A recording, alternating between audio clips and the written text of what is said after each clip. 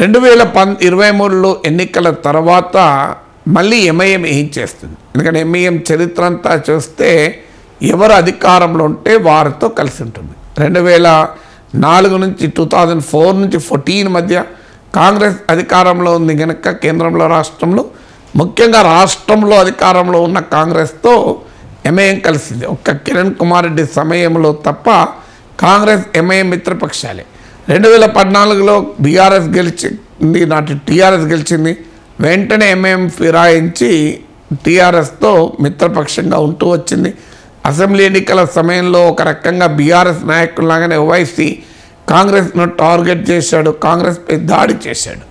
దేశవ్యాప్తంగా కూడా కాంగ్రెస్ పార్టీ అనుమానం ఏంటంటే బీజేపీకి లాభమయ్యే ఎత్తుగడలు ఓవైసీ అనుసరిస్తున్నాడు. ఇతర రాష్ట్రాల్లో ఆ బీజేపీ బలమున్న ప్రాంతాల్లో వెళ్ళి ముస్లిం ఓట్లు సెక్యులర్ పార్టీస్ రాకుండా అడ్డుపడుతున్నాడన్న అనుమానం కూడా కాంగ్రెస్ పార్టీకి ఉంది. కానీ 2023 ఎన్నికల తర్వాత మళ్ళీ కాంగ్రెస్ ఎంఐఎం దగ్గరవుతున్నాయన్న అనుమానం కలుగుతోంది. లండన్లో అక్బరుద్దీన్ ఓవైసీ ముఖ్యమంత్రి పర్యటనలో భాగంగా వెళ్ళి అందులో కూడా పాల్గొన్నారు. అసెంబ్లీలో కూడా కొంత ఎంఐఎం కాంగ్రెస్ బాన్హోమీ కనబడ్డది.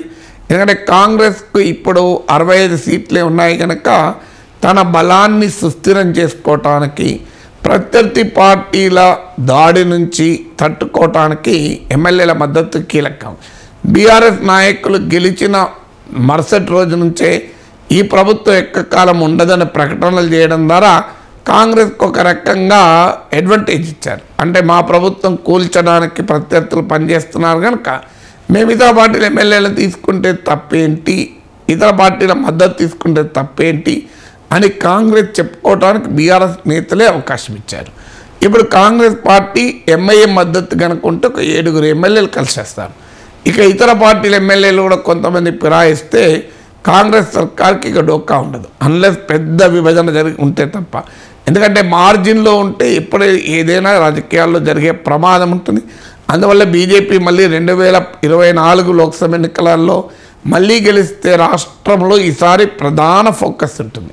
తెలంగాణలో కాంగ్రెస్ దెబ్బతీయడమే వ్యూహంగా బీజేపీ పనిచేస్తుంది. ఈ పరిణామాలను తట్టుకోవాలంటే మద్దతు పెంచుకోవడం అవసరం. అందువల్ల ఎంఐఎంతో స్నేహం కోసం కాంగ్రెస్ ఆసక్తి చూపుతున్న మాట నిజం. ఇక ఎంఐఎం సహజ ధోరణియే తనకు బలమన్నటువంటి హైదరాబాద్ పాత బస్తీలో ఎవరు ఇబ్బంది పెట్టకూడదు. అందువల్ల రాష్ట్రంలో అధికారంలో ఎవరుంటే వారితో మైత్రీపూర్వకంగా వారితో ఫ్రెండ్షిప్గా బీఆర్ఎస్ వ్యవహరిస్తూ వస్తుంది, ఎంఐఎం వ్యవహరిస్తూ వస్తుంది.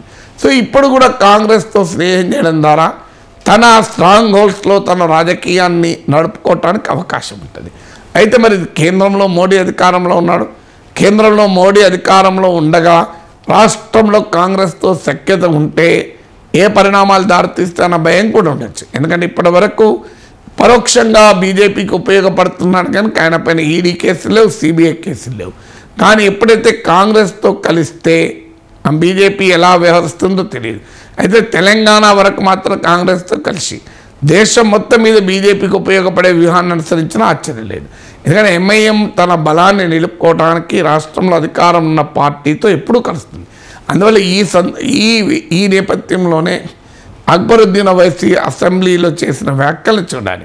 కాంగ్రెస్ పార్టీ ప్రభుత్వానికి సహకరిస్తాం కానీ షరతులు వర్తిస్తాయన్నాడు. ఏంటి ఆ షరతులు అంటే ముస్లింలను 2వ శ్రేణి పౌరులుగా చూడకూడదు, మైనారిటీల సమస్యలు పరిష్కరించాలి. ఇంత వేగ్గా డిమాండ్స్ ఉంటే ఏ ప్రభుత్వమైనా ఓకే అంటుంది.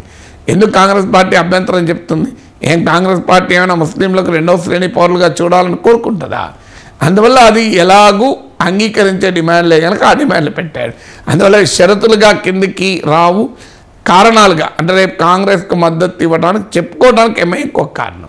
అందులో అక్బరుద్దీన్ ఓవైసీ ఇంకో పొలిటికల్ పాయింట్ కూడా చెప్పాడు. తెలంగాణలో బీజేపీ తెలంగాణ సమాజాన్ని విభజించకుండా జాగ్రత్త పడాలని కూడా ఓ మాట అన్నాడు. అంటే అర్థం ఏంటి? రేపు తెలంగాణలో బీజేపీని ఎదుర్కొనేందుకు మేము కాంగ్రెస్తో కలుస్తున్నాం, తెలంగాణలో బీజేపీని ఆపగలిగేది కాంగ్రెసే అనే పొలిటికల్ లైన్ తీసుకుని ఆశ్చర్యపడాల్సింది లేదు. అందువల్ల రాజకీయాల్లో ఎప్పుడు ఏది జరుగుతుందో చెప్పలేం.